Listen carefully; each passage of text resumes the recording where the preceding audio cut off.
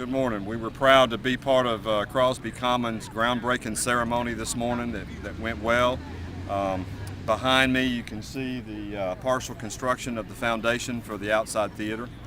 You may hear some call it an amphitheater, some will call it an outside theater. Nevertheless, it's a theater for performing arts, for future concerts, for any kind of performances. It'll be suited to any type of stage performance that you can think of.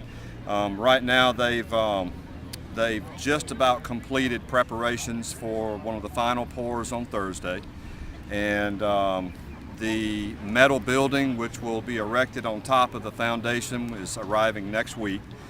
Framework for that will be going up soon. T.L. Wallace is the general contractor for the project. They will be overseeing the construction of the theater. You'll see framework going up, you'll see some metal panel enclosures going around it, you'll soon see the roof go on, but you'll also see some windows go in it that will add a really cool architectural effect to the theater.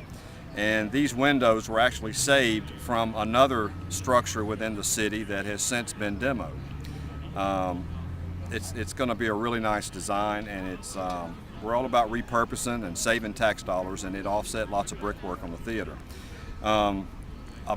Before the theater is complete, there'll be a crosswalk made out of concrete pavers, similar to the ones that are at the main entrance on the Goodyear side, that will give foot traffic between the Goodyear gate and the 6th Avenue gate. Also, the 6th Avenue gate will have a smaller set of brick columns built similar to the ones at the main entrance, which will also be the repurposed bricks from the last standing structure of Crosby Hospital, which was the incinerator smokestack.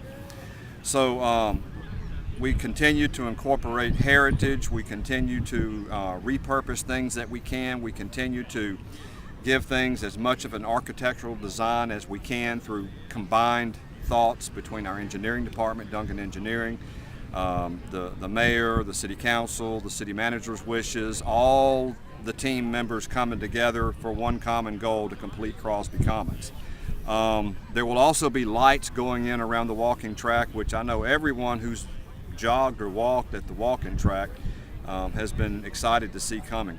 We had to restrict the hours before because of there not being lights, but once there's lights, people will be able to walk most of the night if they want to, or jog, or start before daylight in the morning and safely walk or jog. Those will be going in. They'll have receptacles in the bottom, which also gives us the ability of having power sources all the way around the track for future events.